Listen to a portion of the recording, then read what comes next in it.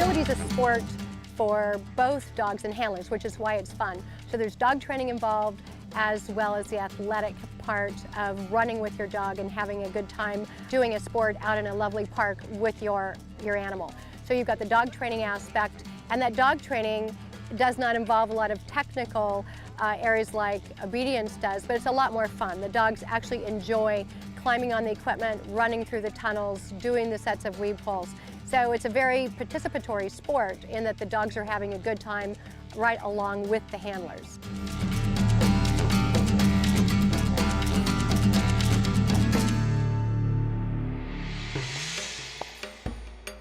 What I get out of today's session working with Nancy Guys, who represents the ultimate in the sport, she's the coach of the USA team in international competition, is timing, the priorities of what's important, how to ground and not let your nerves and your cerebral brain get the best of you, because it's such a dance between you and the dog, and it's very kinesthetic sport.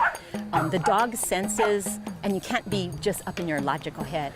And Nancy shows us that timing, how to relate to the dog, how to look for cues, how you can be the best partnership that you can be. And I think you can't learn that out of a book. You have to learn it from someone who's so seasoned as her, because her eyes see everything. And you know, once the physical conditioning and the foundation's in place, this is really what unlocks the true fun of the sport, when you can get into that zone with your dog.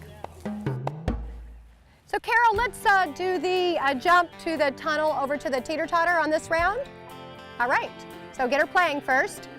So Holly's a novice dog. She's sort of a middle-range heights dog. So we actually have heights classes for the teeniest, tiniest little dogs all the way up to the largest dogs, as well as different performance levels. So she's sort of a middle-level dog in the height division, and she's a novice dog in the performance division.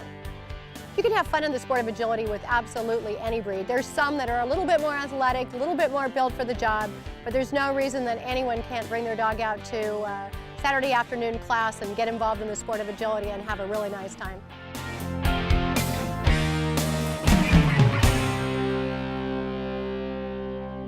So this is Christy with her German Shepherd Cyrus, and she's been involved competing for about a year with her dog, sort of at the entry level.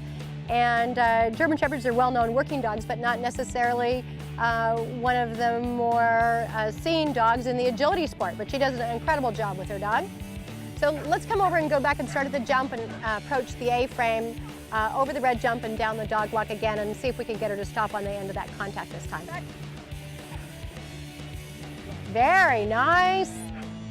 So the contact equipment consists of 3 different pieces. This is the dog walk. We have the A-frame, which is a larger, wider board, and we have the seesaw, which actually moves. There's a yellow zone at the bottom of each one of these pieces of contact equipment, and the dog must touch at least one paw on this yellow zone. So one of the methodologies for a large dog is actually to teach them to stop in the zone with 2 feet on the ground and 2 feet on the board. So this is Lash and his Shetland sheepdog, JJ. And he is one of the most competitive handlers here on the Hawaiian Islands, and just recently came back from competing at the American Kennel Club's national event, which was held in Reno 2 weeks ago. And in 2 weeks, he's headed off to the American Kennel Club's World Team Triumphs. What makes Les and JJ a very competitive team is the dog has a lot of speed and enthusiasm. You see she's playing with the toy. Les is athletic and the dog is athletic. So she's got trainability, she's smart, and she's athletic, and that puts together a very nice agility team.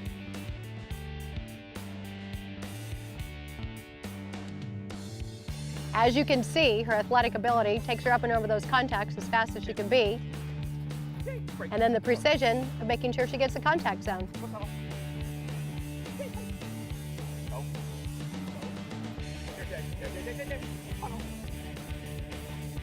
This is freestyle. So he's not actually following a course, he's just training his dog over the A-frame, over the jump. So this is what we do sort of on a weekly or a monthly basis with our dogs. We just got done running with JJ on an agility course. We try to do this once a week. It's very good exercise, and it's great team building with her, and she's a great dog to play with. JJ's a 4.5-year-old dog. She's pretty young in agility right now. Our goal is to compete at a good national level, try and get some placements in nationals, and go from there, see how far we can get in the world. What I've noticed over the years of training with the handlers that I've met coming to our camps and also training here in Hawaii is that this agility community is really a community. The handlers are all look out for each other, they participate together, they're a small knit group, and it's like one of the most friendly, wonderful places for me to come and teach every single year.